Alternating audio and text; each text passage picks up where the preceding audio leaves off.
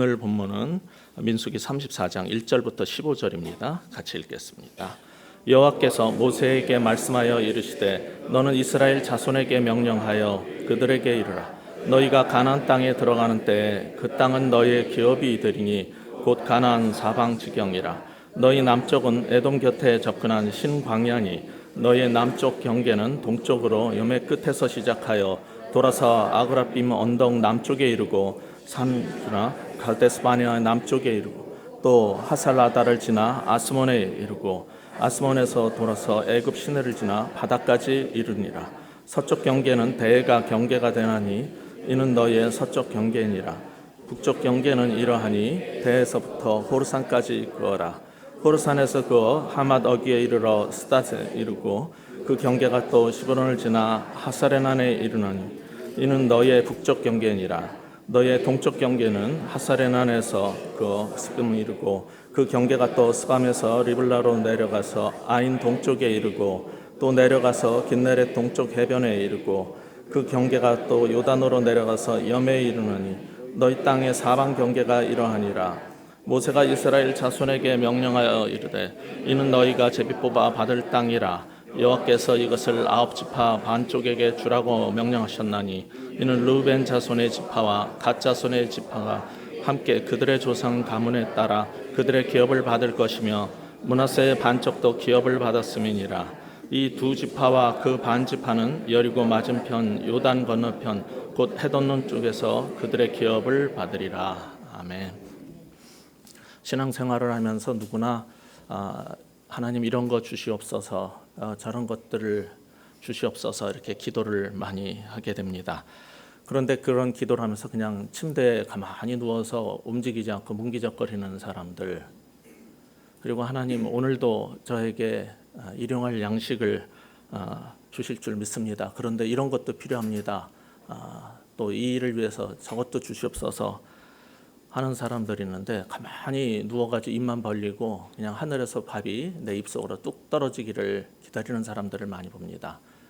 신앙생활할 때 때에 따라서는 하나님께서 우리에게 너는 가만히 있어 내가 너의 하나님 됨을 보아 알지라 라고 말씀하실 때가 있어요.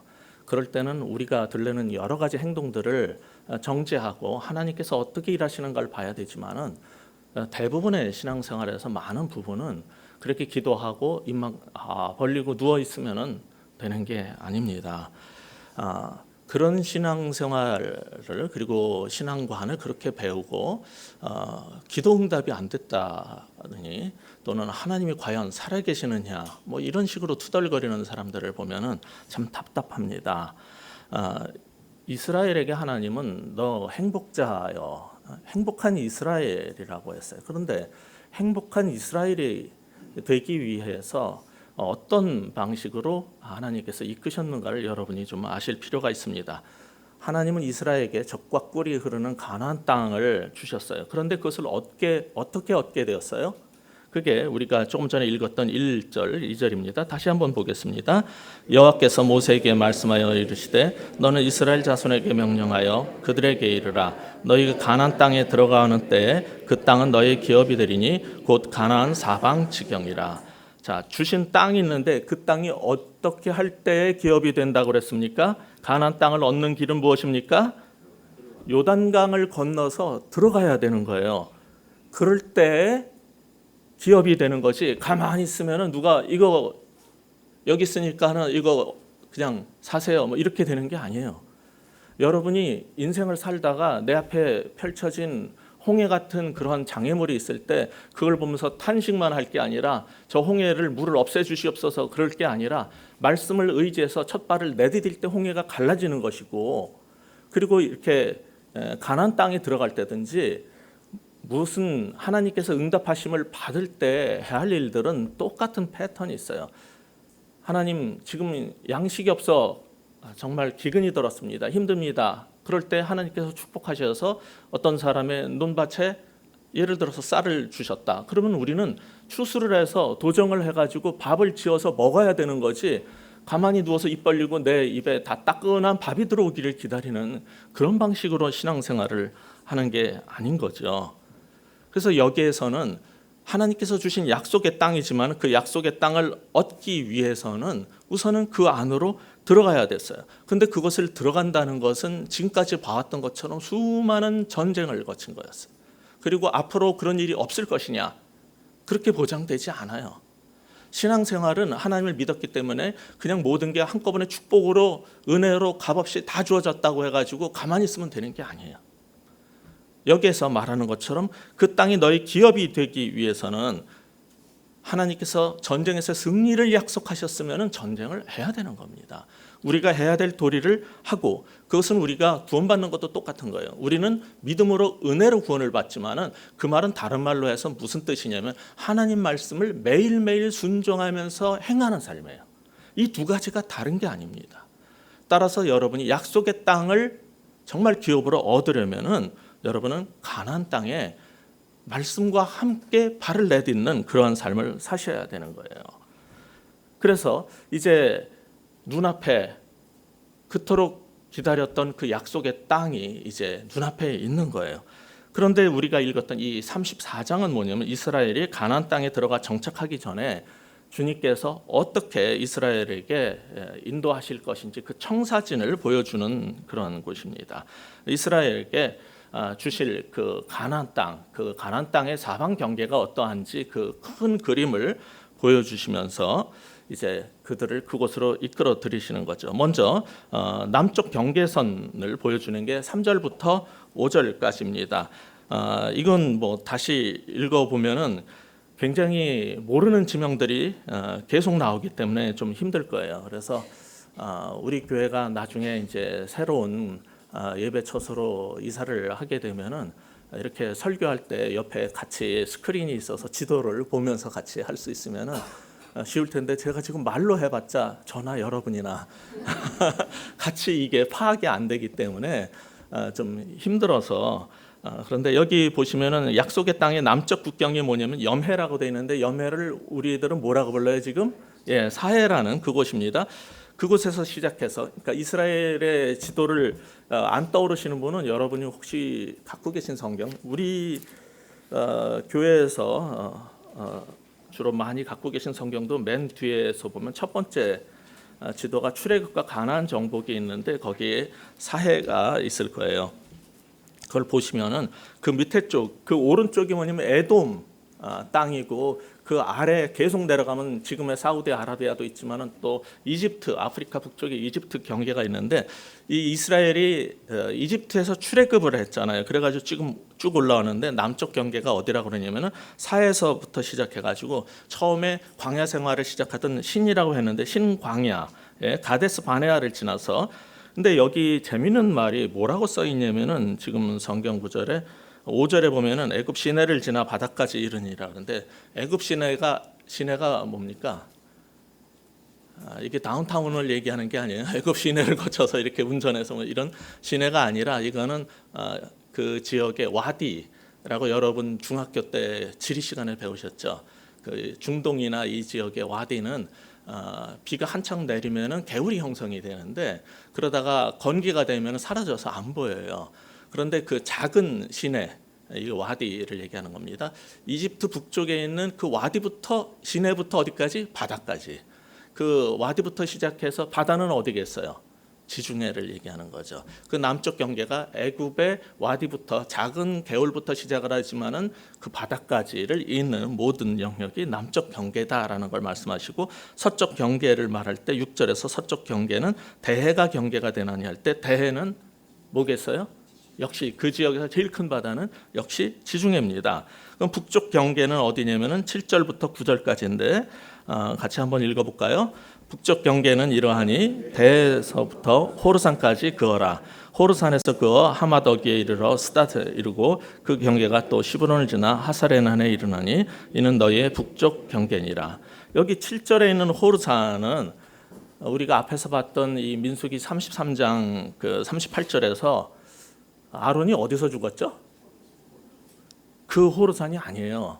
이 성경을 우리가 읽을 때 자꾸 같은 지명이 이렇게 비슷한 지명이 나올 때 그게 헷갈릴 때가 많은데, 왜 그게 아니냐면은 여러분이 민수기 20장 읽었던 걸 혹시 기억하실지 모르겠는데 20장 21절에 보면은 광야 생활 초기에 약속의 땅을 향해서 이스라엘 행진을 해야 되는데 이 에돔 땅을 지나서 가면은 빨라요.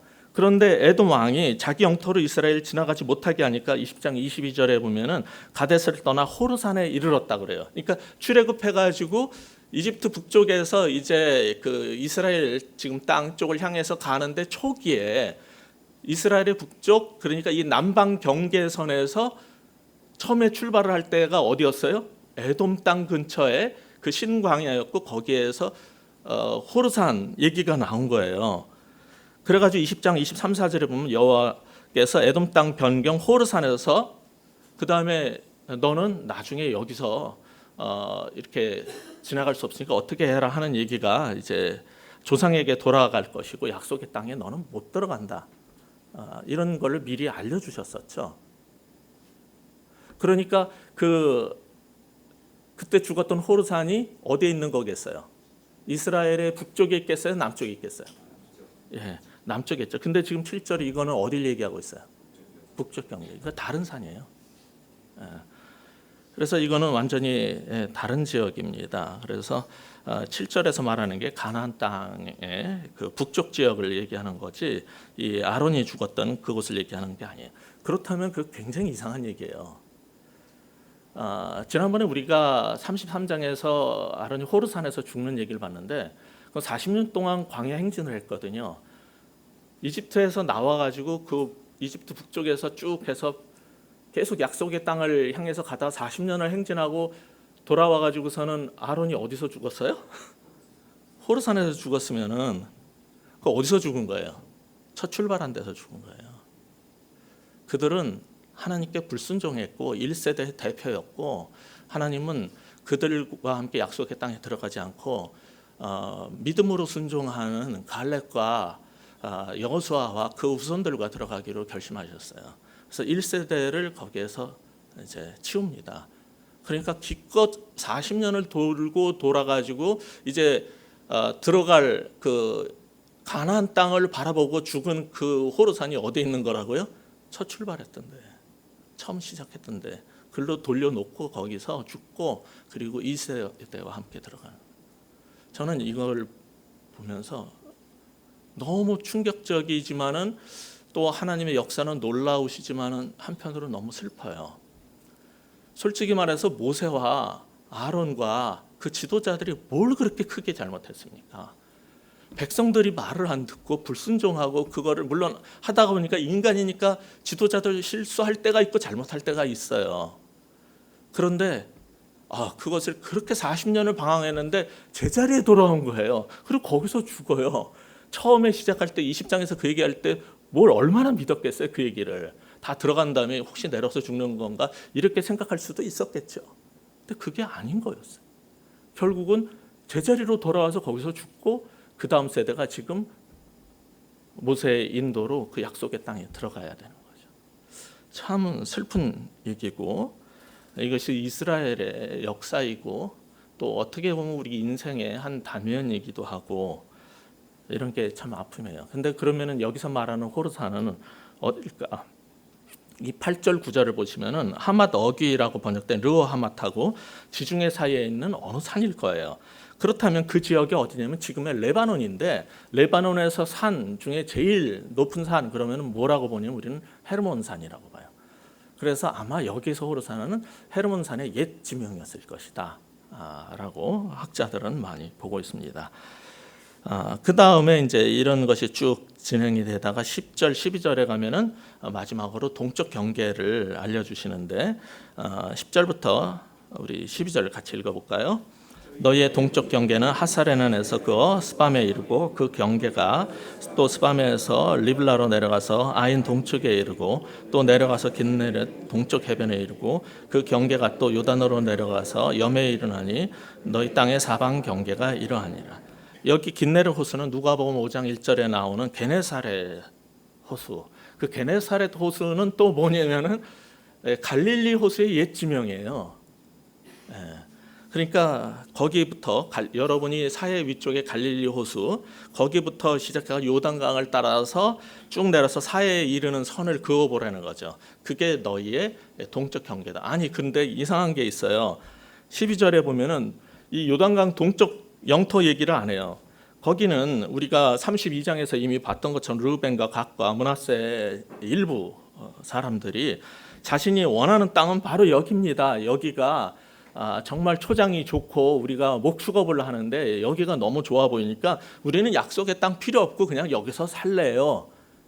이랬더니 야 그렇게 하면 어떡하냐, 약속의 땅은 들어가서 전쟁해서 쟁취해야 되는 땅인데 니네가 그런 식으로 하면 어떡하냐 그래가지고 모세의 리더십에 의해서 그들이 그 땅을 차지할 수 있도록 약속을 받고 전쟁은 함께 분리되지 않고 한 이스라엘 공동체로 함께 약속의 땅을 얻는 전쟁에 참여하는 일이 있었죠.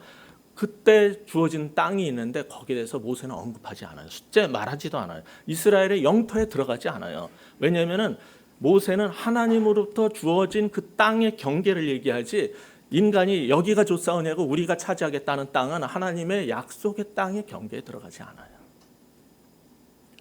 때로는 우리는 우리가 차지하고 내가 원하는 게 더 좋아 보일 수가 있죠.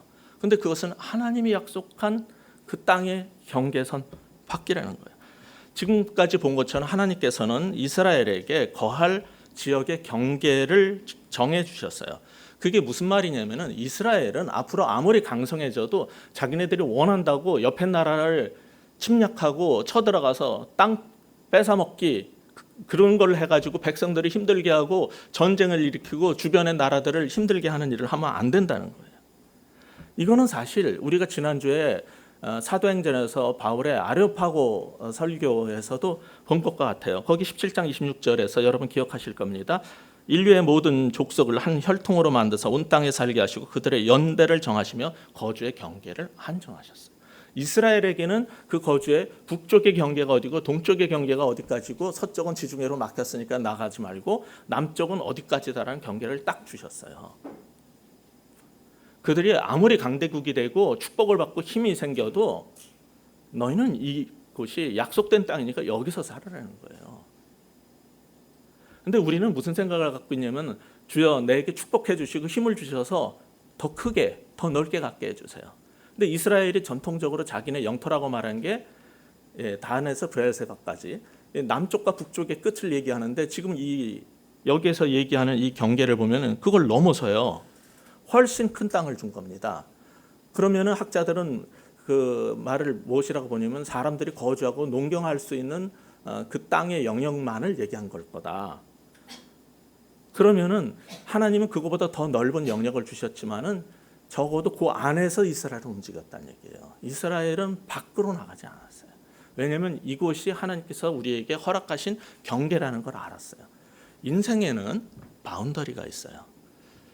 우리는 가끔 가다가 내가 신인 것처럼 모든 것이 내 것인 것처럼 내가 힘이 생기면 다 먹고 싶은 생각이 있어요. 내 것도 먹고 옆집 것도 먹고 딴 것도 뺏어 먹고 힘 있으면 때려서 뺏고 싶고 땅도 땅 따먹게 하고 싶은 거예요. 근데 이스라엘은 그렇게 살면 안 되는 나라였어요. 하나님은 그에게 동서남북의 경계를 주시고 그 안에서 살으라는 거예요. 크리스찬들은 가끔 가다가 뭐 예수 믿는다고 다 똑같이 뭐 이렇게 할 거 뭐 있어 그냥 그 성경이 말하는 경계선을 넘어서 맘대로 살아보자 하는데 그러면 행복해지십니까? 행복하지 않아요. 저도 대학교까지는 성경을 알아도 구원받지 않고 그냥 멋대로 살았기 때문에 경계선을 넘는 행동들을 했었어요. 뭐 술은 아무리 마셔도 잘 취하질 않아가지고 그때 막 좀 헤매고 비틀거리기까지는 해봤지만은 그 이상을 해본 적은 없어도 저는 나름대로 행복한 길이라는 걸 찾아서 살아봤는데 진짜 행복이 뭡니까? 이스라엘 너 행복자였는데 이스라엘 행복은 어디서 오는 겁니까? 물고기는요 물에서 무트로 튀어 오르면 행복해집니까? 동물이 이 마음에 안 든다고 저 넓고 넓은 대해 망망대해로 내가 들어가리라고 물속으로 풍덩하면 행복해집니까? 하늘에는 새가 있고 땅에는 동물이 있고 바다에는 물고기가 있고 그리고 이 세상의 창조주가 하나님이시고 우리는 피조물이라면 우리는 피조물로서의 경계가 있는 거예요. 우리가 하나님의 영역에 올라가면 안 되는 거예요. 그 안에서 살 때 우리는 행복해지는 거죠. 또 어떤 책임을 맡은 사람이 있어요. 그 책임을 맡은 선에서 움직일 때 행복한 거지, 그 선을 넘어서서 관리자고 청직이고 책임자인데 그 선을 넘어서 자기가 하나님처럼 행동할 때 행복하냐? 그렇지 않습니다. 이 사실을 이스라엘에게 들어가기 전에, 그 약속의 땅에 들어가기 전에 경계를 정해 주시면서 그들에게 어디에서 어떻게 거해야 될지를 한계를 안정 지어 주신 거예요. 그런데 좀 이상한 게 그 안에 들어가면은, 그러면은 약속의 땅에 일단 들어가면은 이스라엘도 12부족이 있는데 힘 있는 대로 서로 땅 따먹기를 또 할 거 아닙니까? 그래서 방법을 취해 주신 게 13절부터 15절입니다. 같이 읽어보겠습니다. 모세가 이스라엘 자손에게 명령하여 이르되 이는 너희가 제비 뽑아 받을 땅이라. 여호와께서 이것을 9지파 반쪽에게 주라고 명령하셨나니 이는 르우벤 자손의 지파와 갓 자손의 지파가 함께 그들의 조상의 가문에 따라 그들의 기업을 받을 것이며 므낫세의 반쪽도 기업을 받았음이니라. 이 두 지파와 그 반지파는 여리고 맞은편 요단 건너편 곧 해돋는 쪽에서 그들의 기업을 받으리라. 하나님은 이미 그 요단강 동쪽에 있는 땅은 그럼 취급하시지 않고 약속의 땅을 배분을 하는데 너희끼리 알아서 나눠 가져라 하시지 않았어요. 하나님은 지도자인 모세를 통해서 제비를 뽑으라 그랬어요. 그것은 더 유력하고 힘이 있고 뭐 이런 부족들도 있겠지만은 아무리 그 부족에 따라서 땅이 넓이는 조금 조정을 해줄 수 있어도 나는 이 갈릴리 호수 왼쪽이 좋습니다. 나는 저쪽 에돔 땅 경계에는 가기가 싫어요. 뭐 다 의견이 많을 텐데 그거 가지고 계속 싸울 수는 없는 거예요. 하나님은 그래서 가장 공평한 방식으로 그 당시에 하나님의 섭리를 인정하는 믿음의 방식이 제비뽑기예요. 그 제비뽑기를 랏이라고 그러는데 거기서 영어에 로터리라는 그런 말이 나오게 된 거죠. 그러니까 복권 당첨하는 것처럼 그렇게 해서 믿음으로 하나님께 맡겼고 그것을 하나님께서 할당해 주시는 걸 믿고 그렇게 살았어요. 저는 이상한 게 그래도 그렇지 땅을 딱 받으면 오늘날 우리 한국교회 많은 목사님들, 장로님들, 집사님들 뭐 다 할 거 없이 크리스찬들 다 어떤 자세를 보일 것 같아요. 당신은 이 사역을, 당신은 저 사역을 뭐 이렇게 각기 맡겨주면은 쫓아 올라가 가지고서는 항의하고 나는 이게 싫고 저게 싫고 막 이래 가지고 싸우고 내가 원하는 거 얻을 때까지 하지 않겠어요. 근데 이스라엘은 이렇게 해서 제비를 뽑았는데 그거 가지고 싸우고 서로 땅 바꾸자 하는 일을 저는 기억을 못 해요. 그들은 그것을 받아들인 거예요. 이스라엘의 행복한 공동체가 되는 비결은 무엇이냐면은 하나님의 인도하심과 섭리를 기다리고 믿음으로 하나님이 주셨을 때 그 경계 안에서 살기도 하지만은 하나님께서 함께 하시는, 그리고 하나님께서 배분해 주시고 할당해 주시는 것에 순종할 줄 아는 믿음이 있었어요. 저는 이것이 이스라엘이 행복한 공동체가 된 비결이라고 생각해요. 지금도 하나님의 백성 공동체가 행복에 이르려면 어떻게 해야 되겠습니까? 하나님께서 우리에게 주신 그 경계가 있어요. 여기에 대해서 제일 잘 쓴 사람이 타운센드하고 클라우드라는 사람이 쓴 노라고 말할 수 있는 그리스도인이라는 책이 있어요. 그 책 제목이 원래 바운더리라는 책이에요. 인간은 크리스찬으로서 살 때 바운더리 안에 있는 게 불편한 게 아니라 이게 진정한 행복이라는 걸 했는데 많은 사람들이 반발했어요. 그러니까 축복 번영 신학을 하는 사람은 싫었겠죠. 그 경계를 넘어가야 된다. 그래서 그 사람이 두 번째로 쓴 책이 있는데 비욘드 바운더리라는 책인데 우리나라에서는 그것을 예스라고 할 수 있는 그리스도인이라고 또 번역을 해놨더라고요. 근데 그건 경계를 넘어서는 거는요. 그 경계 안에서 사는 게 무엇인지를 알 때 그 다음 단계지. 그것도 모르는 사람들한테 경계도 없이 막 그냥 뛰어넘는 삶을 살게 하면요, 다 무너져요. 그래서 그것도 한 가지 이 경계, 하나님이 주신 경계 안에서 산다는 게 무엇인지도 깨달으시고, 또 하나는 그 안에서 살 때든 그 경계를 넘어서는 또 기회를 하나님이 주시든 간에 하나님께서 허락하시는 것을 믿음으로 받아들이고 순종하고 함께 나누는 공동체가 돼야지, 다 자기 것만 취하고 자기 것만 고집 부리는 이런 방식으로 살면은 공동체라는 건 존재할 수 없고 깨지는 거예요. 내가 내 힘으로 내 지혜로 내가 땀 흘려서 얻었는데 왜 그러느냐 이런 소리 하면 안 되는 거예요. 내게 더 주신 축복을 가난한 사람을 위해서 나눠야 되는 거고 내놔야 되는 거고, 그게 그리스도인의 공동체의 삶이고 세상과 다른 거예요. 세상은 힘 있는 자가 약육강식을 하고 정글의 법칙이 통하는 데지만은 하나님 나라의 공동체는 그렇게 사는 데가 아니라는 것을 들어가기 전에 보여주는 것이죠. 그래서 여러분도 그 정신을, 하나님께서 우리에게 주고자 하셨던 그 정신을 이해를 하시고 이 땅에서 살 때 이 세상에 우리와 다른 방식으로 사는 하나님 나라의 방식이 아닌 세상 방식에 똑같이 젖어 들어가지 마시고 하나님 나라의 삶의 방식을 따를 수 있는, 믿음으로 따르시는 여러분 되시길 주의 이름으로 축원합니다. 기도하겠습니다.